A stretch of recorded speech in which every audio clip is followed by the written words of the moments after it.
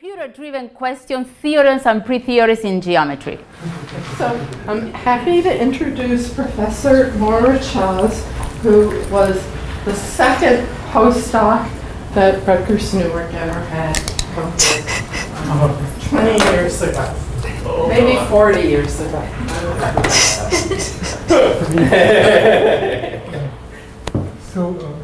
Oh, if we want to see not this. And let me just put the. Okay, just Okay, here it is. Oh, sorry. Oh, okay.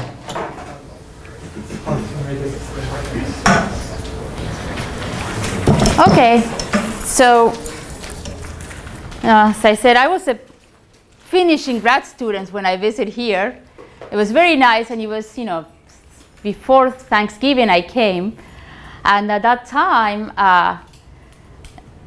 Jane invited me to her house in Thanksgiving, and I thought, well, her family is visiting, her kids were in college, were visiting. I thought, having a stranger there. And she said, no, this is what we do in Thanksgiving. It's a tradition. And I thought it was so nice. And now, you instituted in my house. I usually have all the grad students and people. It's kind of in your name, for Thanksgiving to get all the foreign people, because that's a spirit, one of the American traditions I like. Okay, so what I like to talk about is a lot of, but mostly they're going to be pre-theorems. A pre-theorem, this is a term that my husband invented, is some pattern very strong that you observe often with computer experimentation, and it's so strong that you know it's true, but maybe you don't have the proof. So I'll talk about some theorems and pre-theorems. So let's see. We were reviewing, what is a surface, and I have examples here if you want to play with. Here I have some examples. This is, we were talking, this is a surface without boundary. This is for the grad student there. This talk is for grad students, so if you feel like you're too old. There's no hole here, nobody took a bite out of this. These are examples of surfaces with boundary. This one, by the way, is this one here. It's a nice surface. The boundary of this surface is the trefoil knot. So this is the cipher surface of a trefoil knot. Can that surface be embedded in R3? It is embedded. I hear the answer. This is proved by crochet. Okay, so this is one of the surfaces we're going to talk about, the pair of pants. Here it's in 3 incarnations. This is one pair of pants. Again, the pair of pants for topology is a sphere with 3 holes. Here is one. Imagine that I grab one of the 3 boundary components and I stretch it, and I stretch it. This is topology, so I'm allowed. And I get this surface, which topologically is the same. And I also can think it's a cylinder with 1 extra hole, And then to study it, what we're going to do is cut it.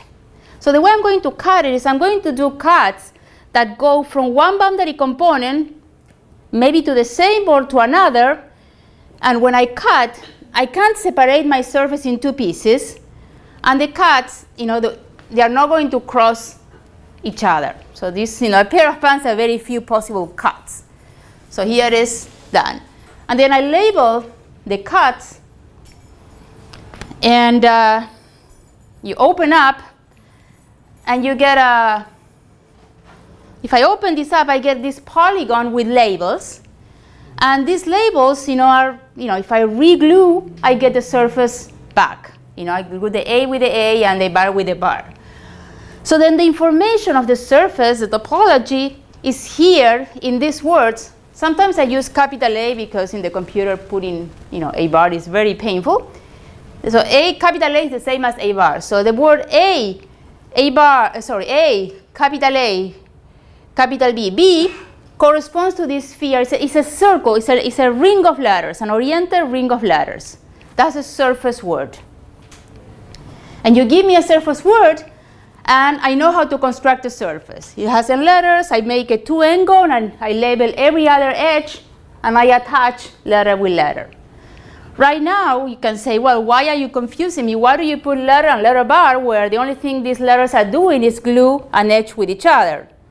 And you will be right, but later on, it will have a point. So let me keep that way. Same thing with the torus. I'm going to cut it. These are the two cuts of the torus. I open up. And this is the surface word of the torus with one boundary component. So I don't know where to stand to not block. Well, you tell me. And these cuts, a system of cuts is the same as choosing a set of generators of the fundamental group. You know, if I pick a point in this octagon, well, if I go to the edge labeled by A and I come back, I get the generator A, and same thing with B. So having a surface word in a system of cuts is the same as having a set of generators of the fundamental group.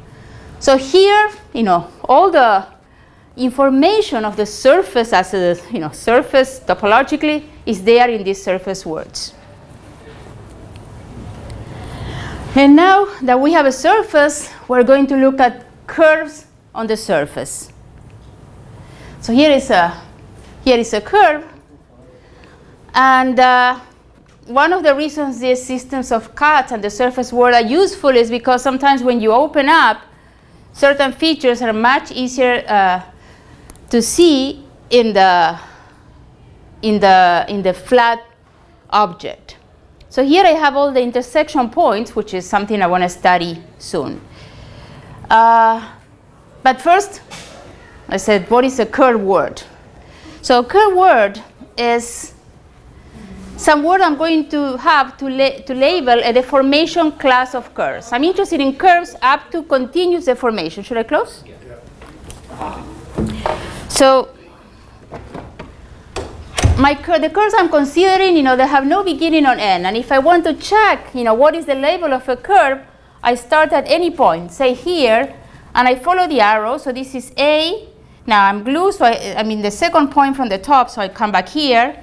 So I did A, then B, then A again, then capital B, then capital B again, and if I continue, I will get this word. This is a curve word. Difference, surface word is one thing, it labels a surface. Curve word, it labels a curve on a surface. You know, we already fixed the surface, and we have a curve word now. And sometimes I'm going to write it. Curve words are also rings of letters, and I'm going to write it linearly again because it's not pleasant to write circles of words. Okay. So it's not hard to see that there's a bijection between the set of, you know, free homotopy classes or deformation classes of closed curves on a surface and the conjugacy classes of the fundamental group. And that picture kind of tells us a little bit why, you know, because this curve, the dark green, it can be deformed into, you know, go around this, then do this, and then go this back. But, so this is conjugative, but also if I'm unable to deform this one without fixing the base point, so these are also free homotopic. So this and this are freely homotopic, and, you know, also they are, you know, conjugate. And when we have a surface with boundary, all that I said that I can label a curve, a class of curves with a word works for a surface with boundary. Every curve, every deformation class of curve has a unique label.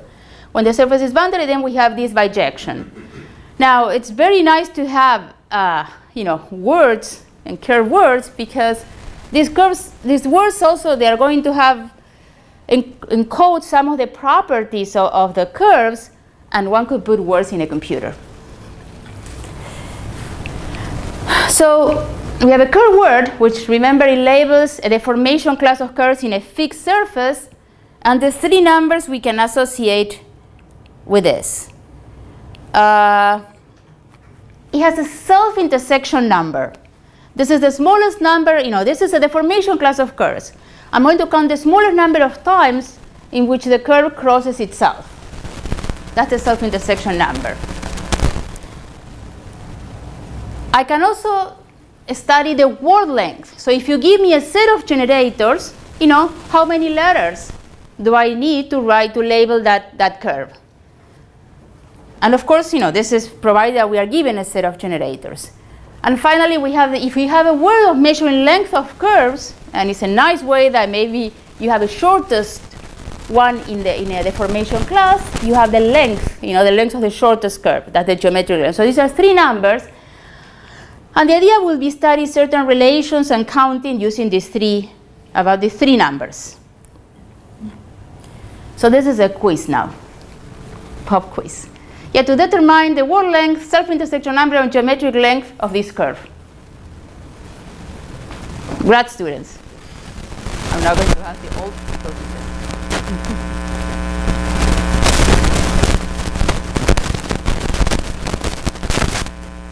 No, it's just the raw count. 6.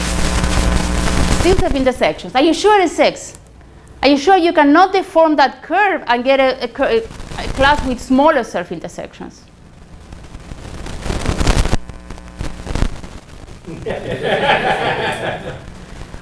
Any other opinion?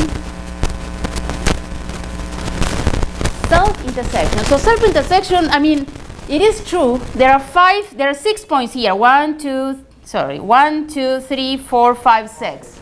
There are 6 crossings. A priori, it's hard to tell whether maybe I can deform this curve and get less self-intersections. Sometimes, if you have something like this,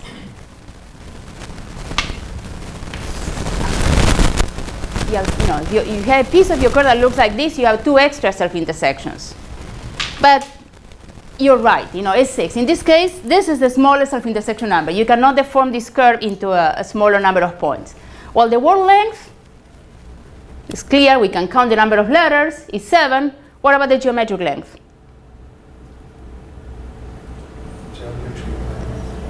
I didn't say a metric, so there's no way to determine geometric length. It's just okay. So let's see how the word will tell you what are the intersection. By the way, what time do I end? So I know. 5:15. I have. Okay. I started late. All the time. Okay. So let's see the self-intersection. So here I highlighted one crossing points and the 2 pieces of curves that contain it. So you see this one here. Why do I have this piece of curve? Well, because my word has a capital B inside. So when you have a capital B, it means like you're going to enter here, you're glued here, and then you go again. So I have these 2. Every time I have a BB, no matter how the word can have 1,000,000 letters, but I will have this. Same thing here, I have an AA. So when I have a BB and an AA, I have a self-intersection point. Yes. This gives me, something. So these are the 2 occurrences of this words, subwords, AA, BB, that give me a self-intersection. Now what happened, in this case it was easy, but nothing is so easy. So here I have an intersection point which I mark in red, but I don't know what point I'm referring to. So let me just, it's this point. So here, this point, I'm looking at this point now. Here I have this last piece, one is from the AB and the other is AA. So this is AA and this corresponds to AB. If you give me the word, I don't know a priori whether there's a crossing or not, because they started in the same place. So what you do is you go backwards. I'm going to see where these come from. They come from these 2, and these 2 separate. So this is a crossing.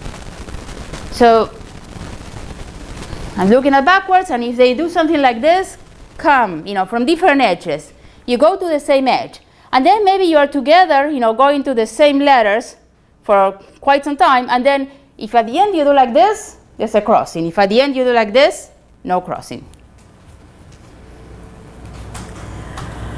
Okay, so there's 3 kinds. I call these link pairs. Either you have this where there's 2 pair of segments that land in different edges, or you go parallel for a while, Or you have two segments that go parallel, but they have opposite directions. So this is something that a computer can do totally by itself if you teach her correctly. These are all the link pairs of my curve. They are highlighted. So this dark blue corresponds, for instance, to this. And they can be described in a totally combinatorial way, so one could find self-intersections from that. So this is a nice theorem that if you have a representative that intersects minimally, you can label each self-intersection point by a pair of subwords of your word. It's a unique way to do that, and these pairs of subwords, I can recognize it just by, you go here and you go backwards and forwards, and this is it. So this allows me to count the self-intersections, program my computer, and count self-intersections. Okay, so now that we can count self-intersections, I produce a table. This corresponds to the torus with one boundary component. So in this table, in the row 2 and the column, say 1, I'm going to put how many words I have that have self-intersection number 1 and word length 2. So here is the first piece of the table. For instance, there are 4 words of one letter and self-intersection number 0. These are the 4 letters, because they just go from edge to edge. So A bar, B bar. 4 letters here. Question? No. Okay. There's 4 again that have 2 letters and self-intersection number 0. And by the way, I don't consider powers of words, so A is not in my calculations. I'm saying non-power because if you know what happens with the non-powers, you know what happens with the powers. So non-powers just clutter the thing and are not considered here. So here is the table, a little bigger. I mean, making this computation will take me weeks, but the computer does it so fast. It's still pleasant to see. Actually, I have a question. Sure. How about that graph? Is that graph possible on this example? No. No, because the lengths are straight. No, they're not because they're straight. Because I'm making the curves I'm counting self-intersections. They have the smallest number. Every time I have something like this, I remove it, and this doesn't appear. Okay. In some sense, you can think that you make your. It's small enough to make it appear to be straight in the. But then, because it's well, it looks straight in this planar picture. It can look straight, and that's okay. But I mean, this can be it's straight, but there's angles in the when they touch the seams. So you can make it straight, but the important thing is you consider one that has the smallest possible number of crosses. So you never had to see. So here is the table growing, more and more. Here is even bigger, length 16. Notice that I painted, I know the numbers are not readable, but I painted, and these are, for some real reason, I put the powers. Here I include the powers. Who knows why? Yeah, I put the powers. This is a mistake. And here's another thing that is not nice, because if you don't put the powers, there's all the green is zeros, and you get a big chunk of zeros. There's not an island of zeros like here. This is because for some strange reason, maybe the train was here and this, and I don't know, something happened. So this, contained powers. It's not a huge difference. Oh, here it is, the non-power. We know, So, here in this table, there's a lot of theorems to be proven. You look at it hard and you see pre-theorems to appear. So is there an upper bound for the number of intersections? Pre-theorem 1, yes, there is.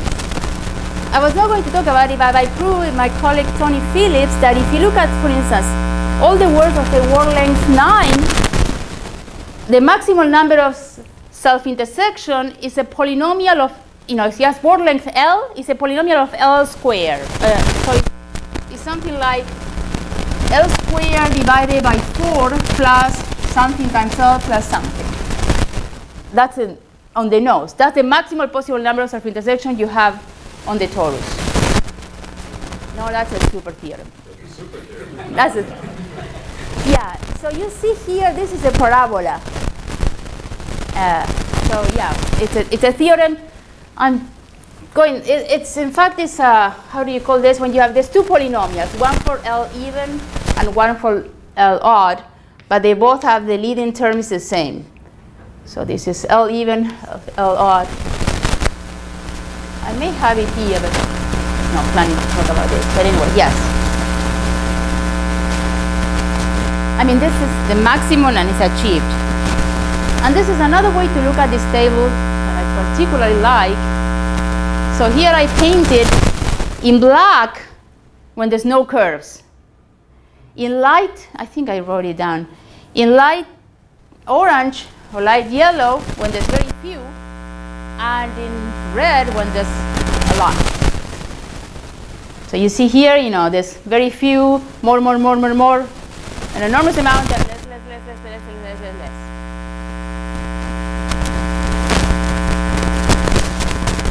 Any question? You can ask Ala, sorry. Okay, so let's see what we did with this table. This is the row of word length 8. Separated, and I'm going to look at it. So what I'm going to do is draw a histogram.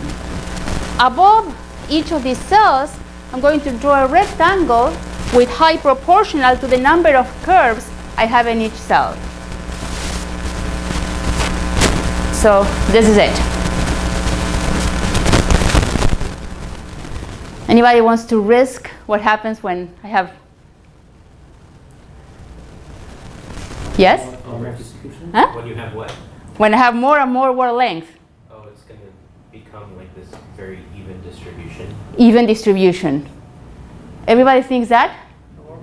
Huh? Distribution? No, it's not normal. Okay, even normal. Let's see who wins. Ta-da! I think it's not even. So this is, this is word length 20. And this is a theorem. So this is the histogram. Here is the sequence of histogram. Word length 4, 6, 8, 10, 12. Look how 12 already looks pretty normal, and so on. And when I was playing with this table, I thought, well, this is a Gaussian. And I wrote to Steve Lally. He's a probabilist at the University of Chicago. I didn't know him. I said, look, I think the distribution of self-intersection, when you sample by word length, it's a Gaussian. And he sent me an answer. He said, no, I don't think so. So I just sent him this picture. And he answered, let's prove it. Yes? Somehow connected to the Brownian motion. Not that I know, but I'm a pure mathematician, pretty ignorant in. I mean, this is just curves. Oh, but they might. You feel your rectangle with a lot of particles and see how many collisions they make. So. There might be something, I don't know, but because there's something here I want to show that rings a bell with what you said. So this is the theorem that this when I take longer and longer word length, the mean goes is bigger and bigger. So you have to normalize. But if you normalize this, if you normalize, you get the mean is a certain constant times the word length square, and the standard deviation is another constant times the word length. No, sorry, the variance is another constant and the word length cube. This is the Euler characteristic of a surface. This works with surfaces with boundary, although now it also works for closed surfaces. So for instance, this tells me that if I look at the histogram I showed you before, the mean in the case of the torus with one boundary component is about 20 squared divided by 9, which is, gives quite nicely here. And in fact, it's the same mean if you have the same Euler characteristic.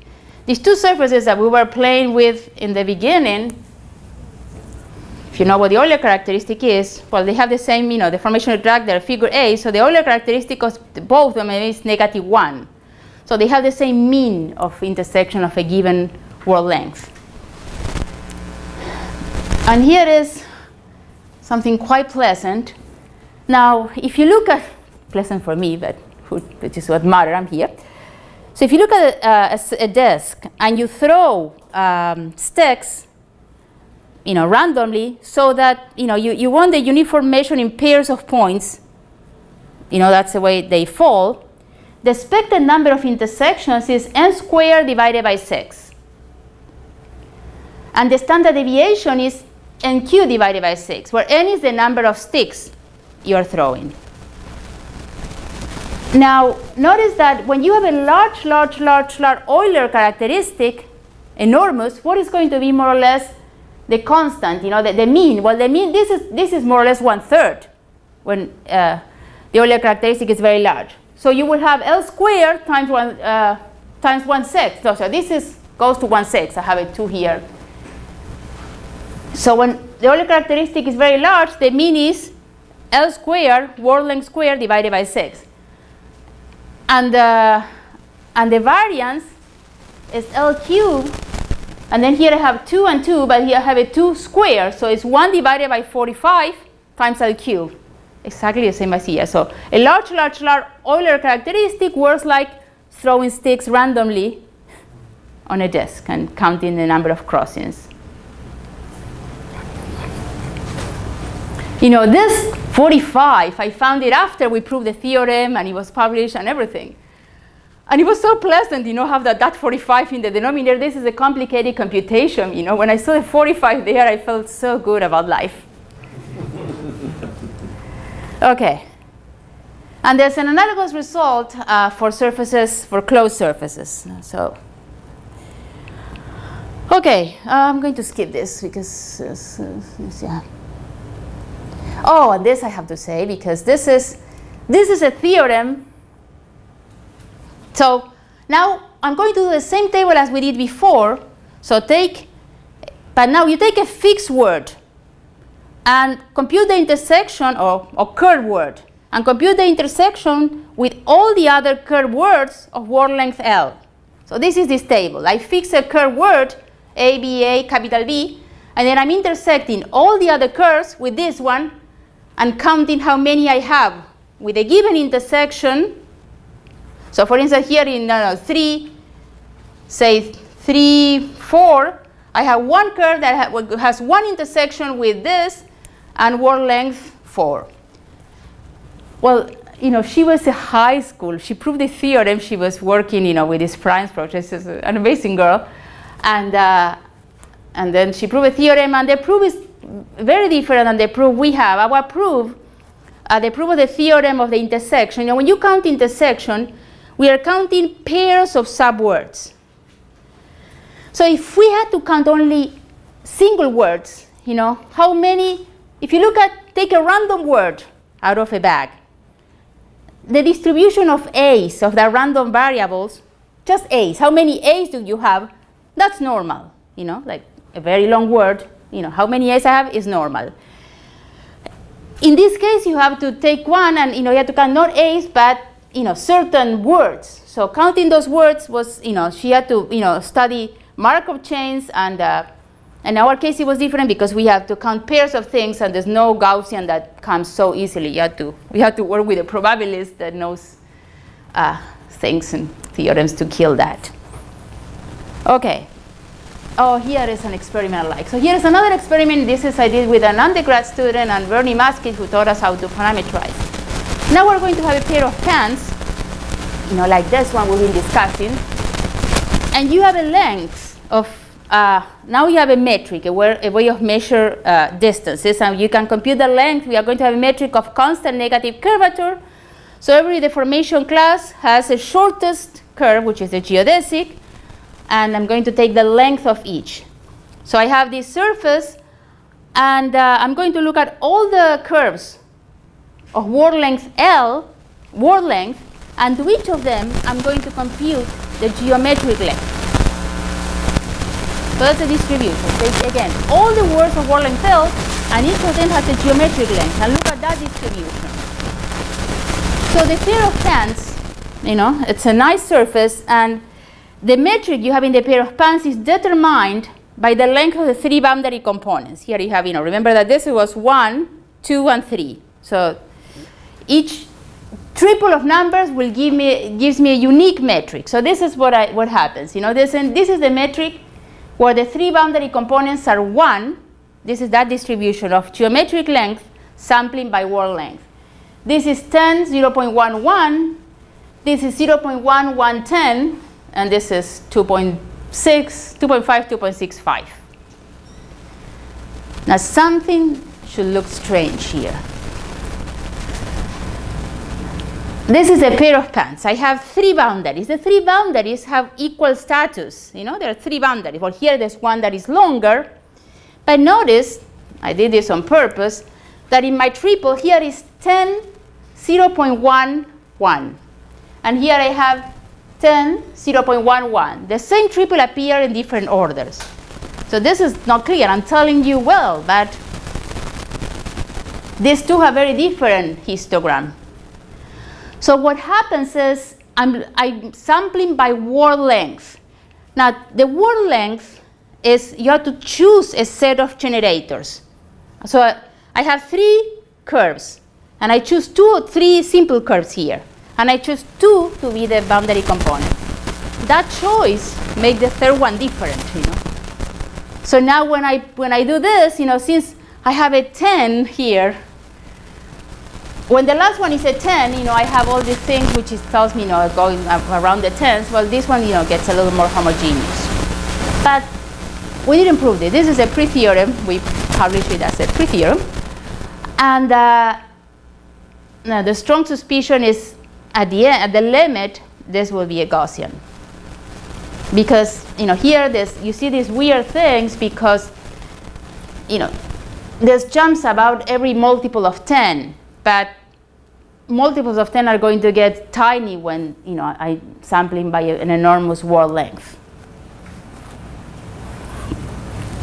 Okay. Any question? Gosh, let's see. Okay, let's count. So how many curves do we have? Let's just do a simple count. How many words, cyclic, reduce, all these curve words I have of word length 1? I have 4, and if non-power, there are 4. These are the 4 letters. I'm looking at always my surfaces that have A and B as generators. If I look at word length 2, I have 8. If I look at all the words, and if I ask for non-power, since I'm not counting A, B, etc., I have 4. And to count it, notice how close this gets to 3 to the word length divided by the word length. This is the computation, and this is the approximate of the number. This is the count on the nodes in each case. So in particular, we see this grow exponentially. Well, clearly, words, you add one more letter, you get 3 more or less words. You could ask, well, if you have a metric on the surface, how many closed curves you have up to geometric length L? We just counted up to word length. Now we said geometric length. And it is known that is also exponential because this metric word and the word length world, they are very, connected to each other. So this is e to the HL divided by HL, where H, well, the entropy of the geodesic flow, and it's also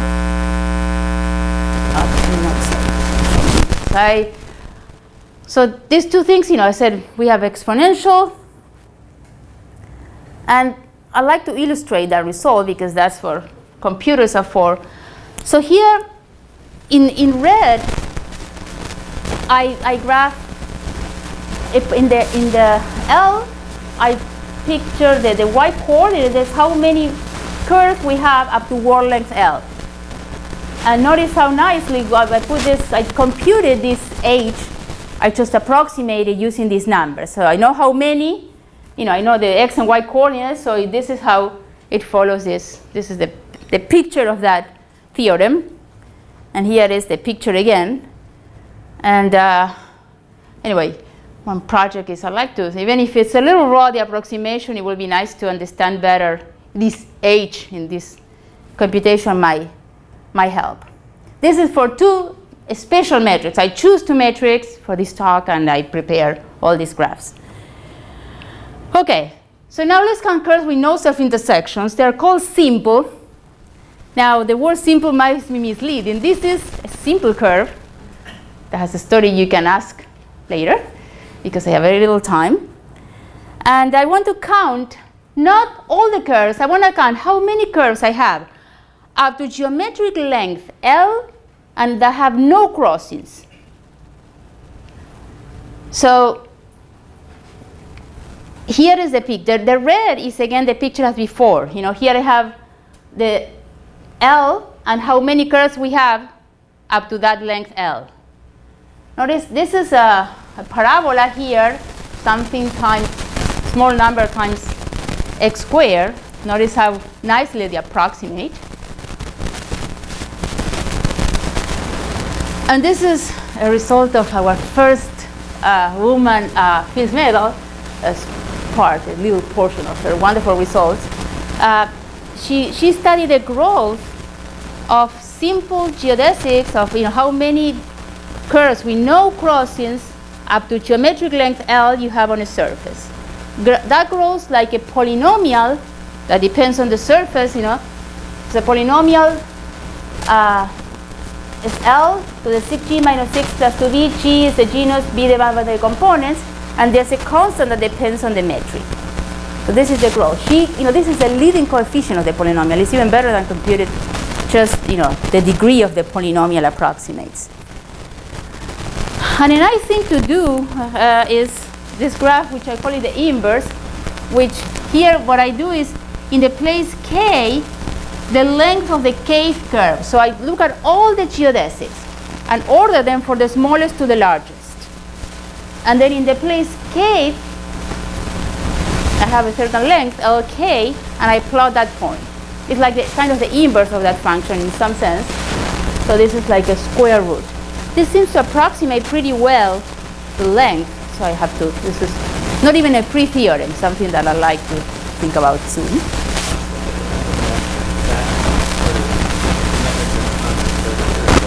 No, this is constant curvature metric. She did something with variable curvature, but this is for constant, yes, totally, yes. Well, same thing with self-intersection 1. Ribin also proved what happens with self-intersection 1. Same result. There's a polynomial, and we know the growth is again a polynomial of the same degrees. The constants tend to be bigger. And now, this is all generalized.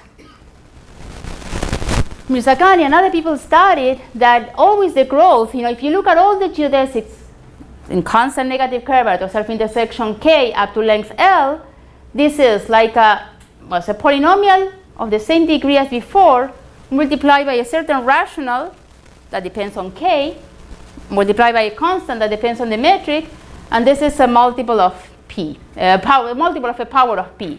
So this is the growth. Now we know it all. This is kind of recent. Let me skip.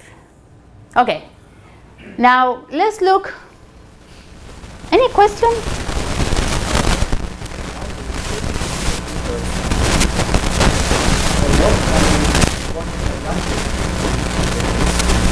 I don't know yet. I think it might approximate quite well, and I found results also in number theorem stuff, and maybe also, I don't know if I put it here, but I think it's a point of view that might prove helpful, but it's work in progress. When you give these talks in the AMS, they say preliminary reports. This is a preliminary report.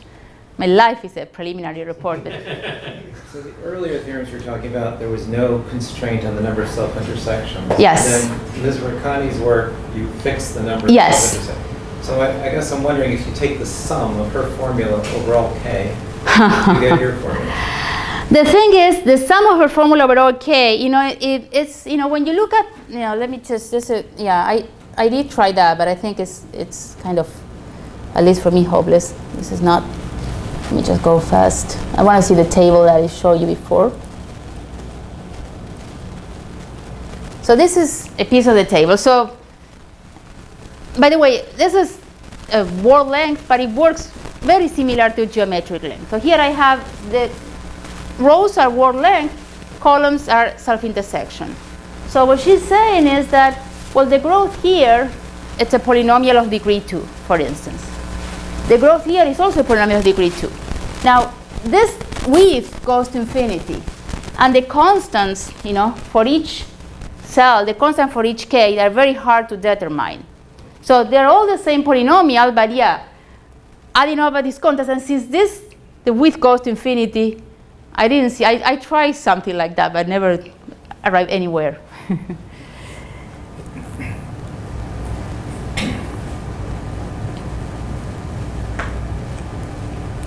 Where was I? Okay. So the closed torus.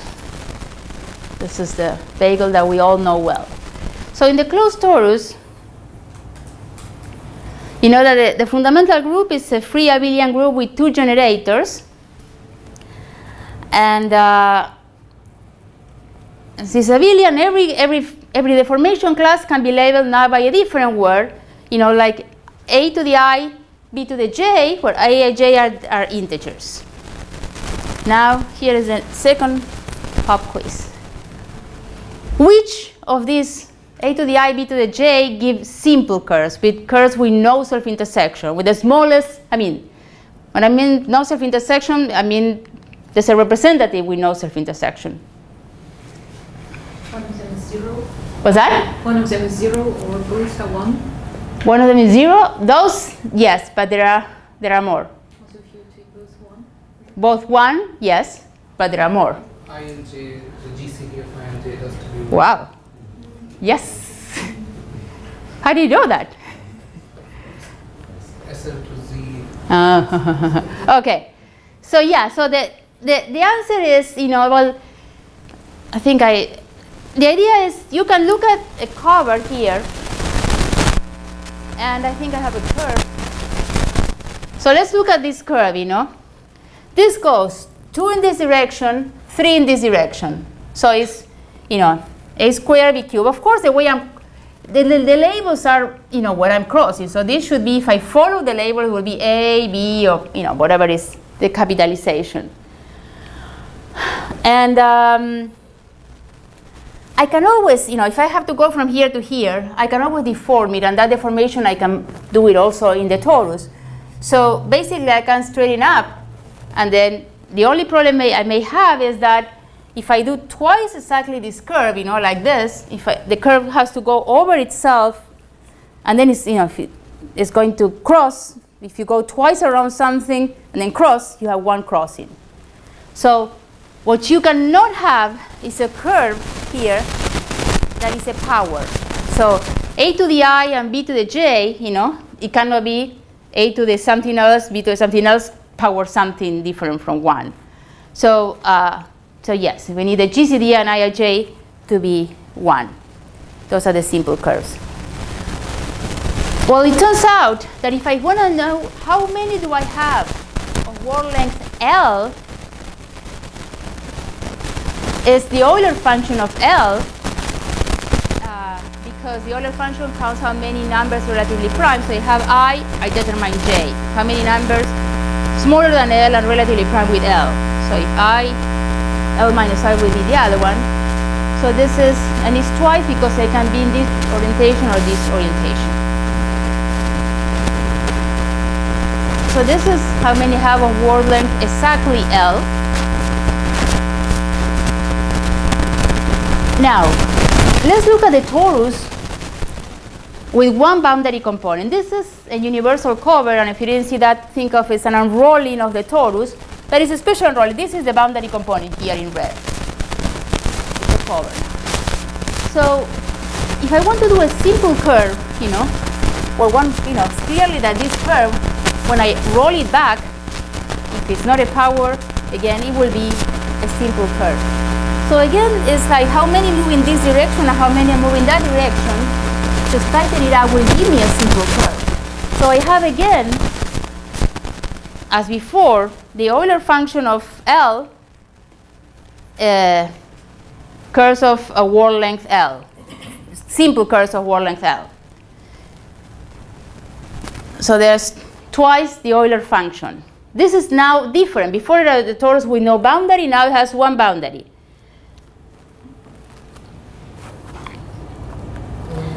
Now, if I want to know how many have of word L or less, well, I have to find the Euler function of 1 plus 2 plus 3 and so on. And there's this very pleasant fact that this sum is, the sum of the Euler functions up to L is 3 divided by pi squared. So I can approximate how many curves do I have, how many simple curves do I have up to word length L in the punctured torus. So this gives me a result that is very reminiscent of Mirzakhani's result, but now it's for word length. The number of simple curves grows like 6 divided by pi squared times L squared, certain number times L squared. That has something to do with zeta of 2. With what? The Riemann zeta function evaluated at 2 is pi squared over 6. Yes, I mean the way you can prove this is using the Riemann zeta function and or the sum of 1 divided by L squared. This is just this number theory fact that works here.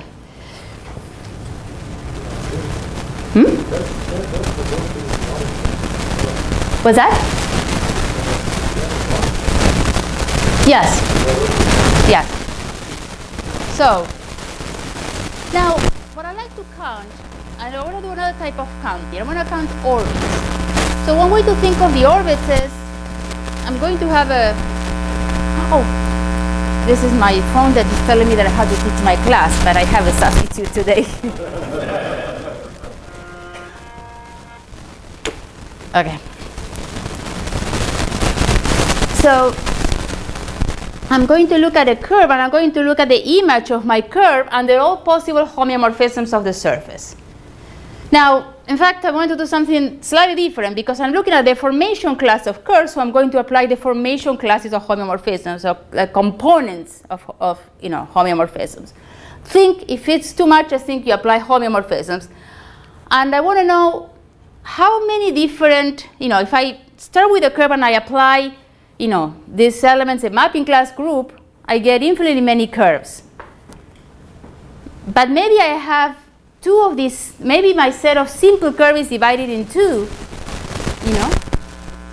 say orbits of this, or 3 or 75. Well, in fact, this is not. I'm just saying it here. There's only 1. So every other, you have a homeomorphism of the punctured torus that go from any simple curve, to another. I'm not counting this, sorry. This one, I'm going to remove it because it's the one, there's a curve that goes around the boundary component. Let's just forget about that one. So there's one orbit in that sense. So now if I look at how many orbits, this is like how many pictures I have of self-intersection 1, there's basically these 2.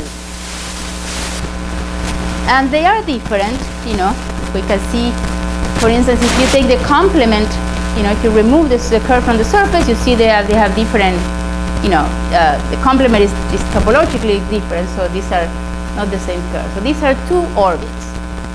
Now you can ask, how many elements do I have of word length L in this, up to word length L of this orbit, for instance, or the other orbit?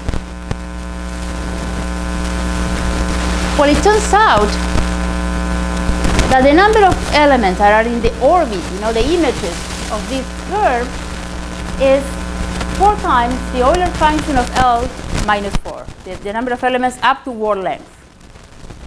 I say in a second the reason. So you're fixing the order. Yes. And now in that orbit, Yes. okay, now you're counting the 5 words. Yes, how many have of world equal? No, this is of world length L equal to world length. This is equality on the nodes. I'm not approximating here. So, a little bit the reason. 3 minutes. You know, here is, for instance, in this example, here. What happens? Well, this is my torus. If I'm counting by word length, notice that I have to use 4 letters to go around the boundary in this way, because a letter is when you cross these edges. So I go around and I use 4 letters. This is the -4 that I should have written. Here it is. This is the -4 here. Now, if you give me a simple curve, I could add this loop and get one of this. But there's 2 ways to add. So this is here, this is a picture of the cover that we looked before, and this is a simple curve here. And this is the boundary. This is a little light. So I could add a curve here, or I could add a curve here. I have to add it, so I increase the intersection in only 1. Therefore, I could not add it here, because if I want to go to the boundary component, I could not use this edge, this piece of curve, because I will increase my intersections even more. So I put 1 here or 1 here, and there's 2. That's why it gives me 2 times. Before, for simple curve, was 2 times the Euler function of L. Here is 4 times. Double, because I have these 2 pieces to add. This is how to find the orbit. Almost there. I finish this. These are how many orbits we have of self-intersection 2. There are 6 orbits. And you know the growth of all of them. And I have to say one more thing. Let's do this. So remember that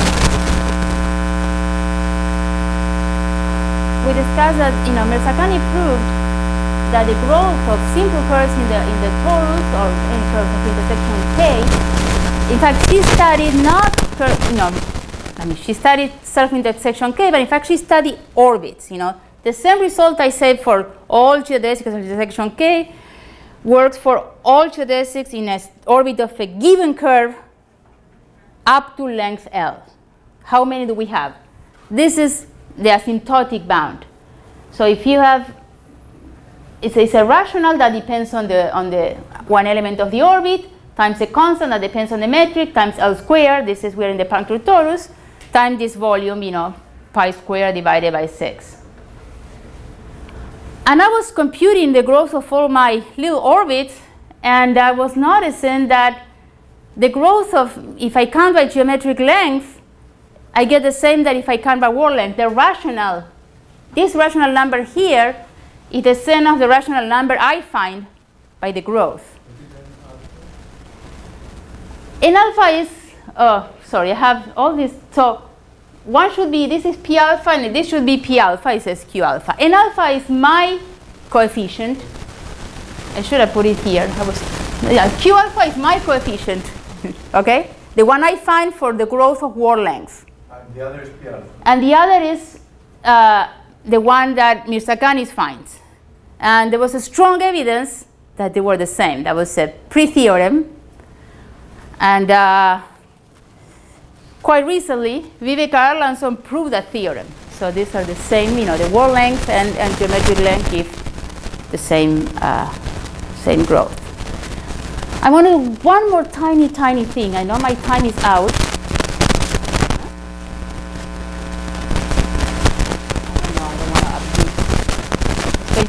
The pants, but tell it to Jane later. Look at how big it is. Now this is my last one. I want somebody to solve this problem. I'll leave you with a quiz. It's a pop quiz, but no. So the pair of pants, these 2 surfaces, this is the pair of pants and this is the torus. The pair of pants is very special because it has only 3 curves up to the formation with no crossings, the 3 boundary components. All the other curves have crossings. All the other surfaces have infinitely many. curves with no crossings. The formation classes of curves with no crossings. I mean, of course, no putting the sphere and the cylinder. Except in the seal examples, this is the only one that has an interesting set of curves that add. Now, since it has simple curves, only 3 simple curves, it only has a finite number of curves of self-intersection k for each k. All the other surfaces have infinitely many. This one has a finite number. And then you can count them, okay? And you have 3 curves of self-intersection 0, 3 of self-intersection 1, 9 of self-intersection 2, 22 of self-intersection 3, 45 of self-intersection 4, and so on. So this is a beautiful sequence that I don't know how to generate, but hope the fresh flesh, the new blood that comes after us will do it. Okay, I'm done.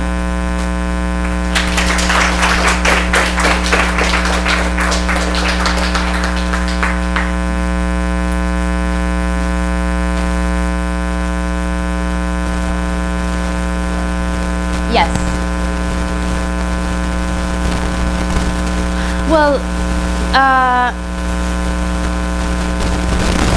Mr. Campbell has a way using the combinatories of the curve of computing some of them, but from what I observed in the examples I worked out, because it turns out that the growth is always, the growth of the curves, it's always, so this is the number of curves of word length L. It's always some kind of linear function of the Euler function of L. Sometimes you have the sum of 2 linear functions, here and here. But when you sum all of this from 0 to L, you're going to get something, a rational times pi squared divided by 6. It's because, all the curves with self-intersection seem to be made of pieces of simple curves. And simple curves get a 1, so the other ones get a rational. But that's not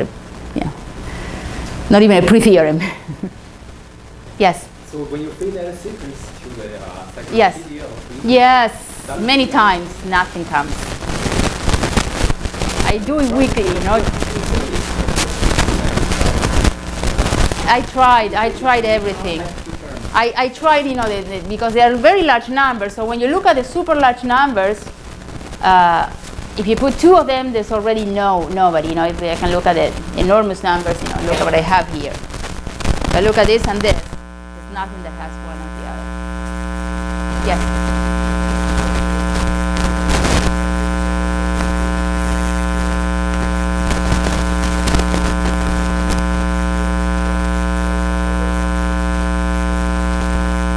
Well, this is Vivek Arlanson. She studied currents, and then she proved that it's a current that measures the word length, and there's asymptotic result. I don't know the details because that's not mine, and it's just put it in the archives, a couple of weeks, 3-4 weeks ago.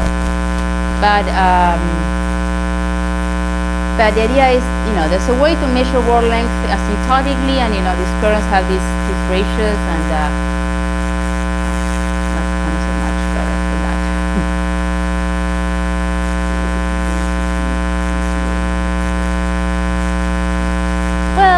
because it's the same, but I don't know. I like pre-theorem. Yeah, this is, I have a strong evidence that it's true. So conjecture, usually you think it's true, but many conjectures have been disproved. So.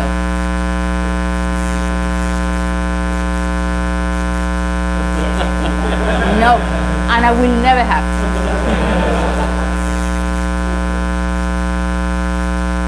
Well, to tell the truth, my collaborator Steve Lally, I think that, for instance, the distribution here is a pre-theorem that it's very hard to compute. The first theorem I mentioned is if you look at all the curves words of a certain word length, and you look at the self-intersection of each one, and you look at the distribution, that approaches the Gaussian if you normalize appropriately when word length goes to infinity. I suspect the same theorem works for geometric length. Meaning that if you look at all the geodesics up to a certain geometric length, and each one has a self-intersection, or you look at the the distribution, that's going to be a Gaussian. My collaborator thinks it's not. I mean, he thinks that it might converge to something that maybe the variance goes to 0 or something like that. You know, it's like a Gaussian like this. But the problem is, it's very easy in some sense to experiment with all the words of a given word length, because the computer, you know, combinatorially putting all the words is very easy. I had to, you know, sweat to consider all the geodesics up to a certain geometric length. I have to do some work there. So there, I don't know, what I could check, it seems true. He's an expert and he thinks it's not true, but maybe you're right, and I can tell, you know, next time I come here, you know, to start and say, oh, my pre-theorem was false, and you're right. No question for grad students?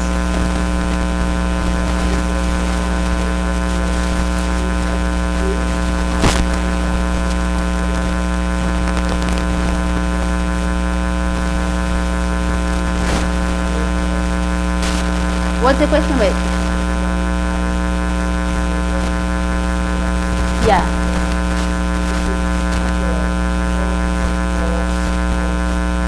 Yeah.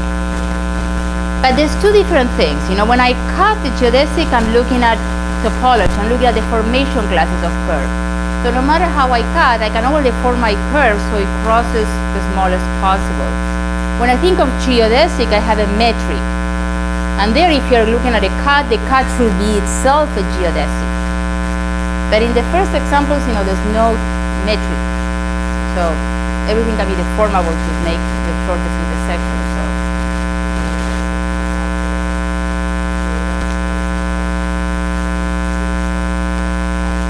no. The geodesic depends on it's like, imagine like you have a surface and you have a rubber band, you know, living on the surface, and then you make it very tight. That's a geodesic. You know, it's like, it's not cut, it's like the shortest curve in the class.